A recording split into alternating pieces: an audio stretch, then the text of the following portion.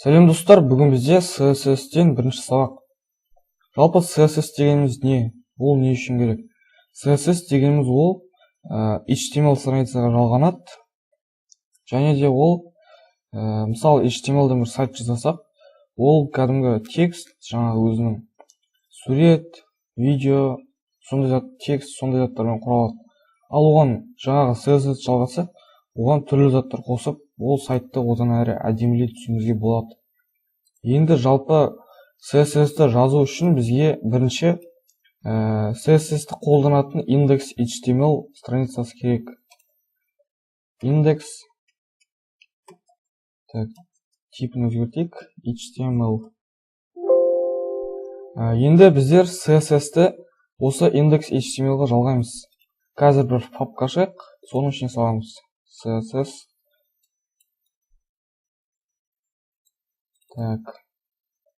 Енді осының ішіне біздер тағы да бір тексті документ ашып, атын style CSS дейік. Қазір судың азайтайық. Енді осы index.html-ді бір тексті редактормен ашамыз. Visual Studio Code'ны ашам. Енді біздер мына қазір don't save open file desktop css index.html. Бірінші HTML-дің жаңағы қаңқасын жазуымыз керек.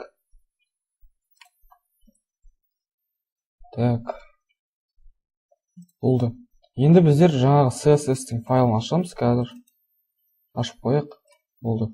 Осы HTML-ға біздер CSS-ті жалғауымыз керек. Оны жалғау үшін мына жерде екі жолы бар. Бірінші жолы ол CSS жалғамай, осы жаңағы HTML кодтың ішінде өзіміз былай кодтарды жаза беруімізге болады CSS-ті. Мысалы, қазір мына жерге бір параграф жазамыз. Ішіне simple сайт. Енді осының ішіне біздер қазір параграфты аламыз. Параграф CSS қолдануымызға болады. Бірінші мына қандай болып тұрған көріп алайық. Simple сайт деп тұр. Енді осыны біздер CSS қолданып өзгертуіміз керек. Мына жерде стайлдың ішіне жазамыз, хеттік тегінің ішінде. Осының ішіне тег color red дейміз. Бірінші жолы.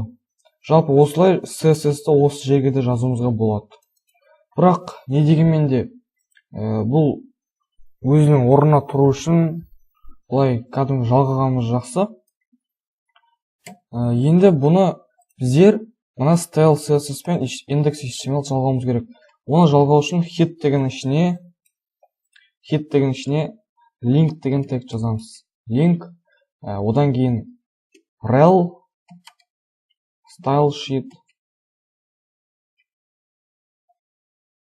Сосын мына жерге href. Href бізде қазір style CSS.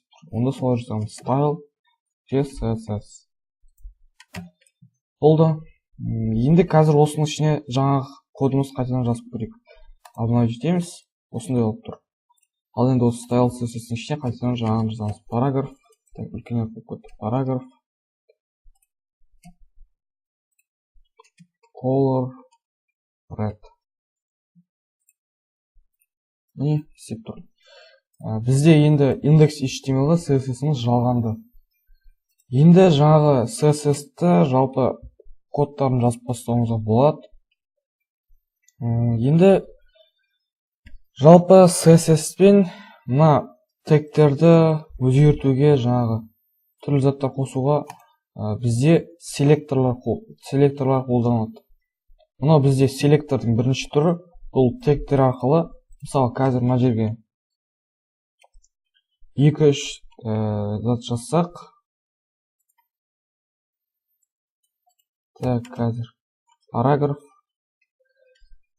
Осы бізде қазір style CSS-ке параграф, color red деді. Мына жерде 3 параграф тұр. Енді қараймыз, үшеуі шығады, бізде үшеуі де қып-қызыл болып тұр. Осындай кезде бізде селекторлар қолданылады. Жалпы селектор дегеннің негіздік үш түрі бар.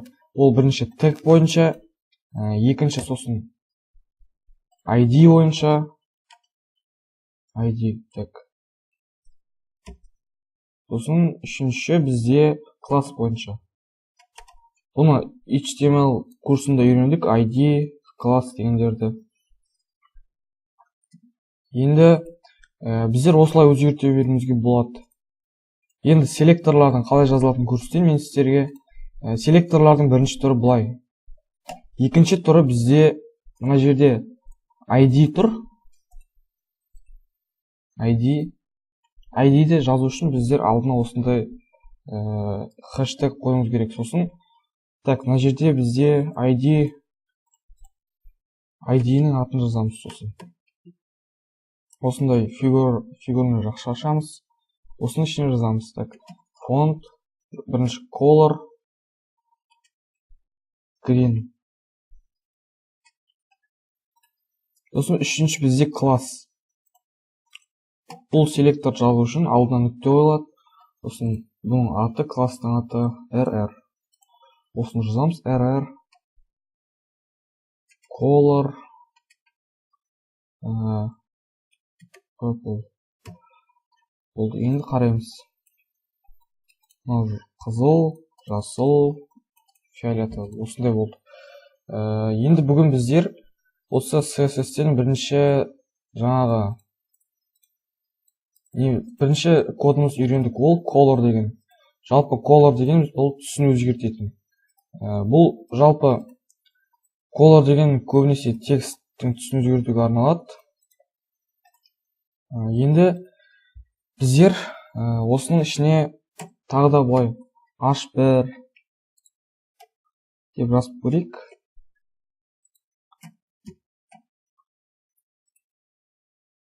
Онда мынаны ауыстырамыз. h1 үлкенірек болды. Бізде келесі үйренетін зат ол қалай font size. CSS-тен келесі үйренетін кодымыз ол font size деген жаңағы сөз. Font size жалпы біліп отырғандарыңыздай шрифттің размері үлкендігі жалпы. Енді не деп жазамыз? Бізде жалпы мына жерде көріп тұрсыздар, қазір подсказкада шығып тұр. Мына жерде жазылудың көптеген түрлері тұр. Бұл жерде ең оңай пиксель. Содан кейін мыналардың барлығы бар, бар, бар, сантиметр бар, процент бар. Бізде негізі ең оңайы ол пиксель. Және де ең көп қолданылатыны, ең жақсы осы пиксель. Міне, осындай. Енді қазір мыналарға барлығына қойып шығайық. Фонт сайызды 20 пиксель деп. Барлығының размері бірдей болады. Қазір бізде үш түрлі жазу тұр. Барлығын бірдей қыламыз. Сонда білінеді өзі. Міне, үшеуі де бірдей шрифтті жазылған. Бұл бізде фонт сайз қызметін атқарады. 25, 30, 35. Осылай размерлерін үлкейтеді. Сосын бізде келесі деген бар.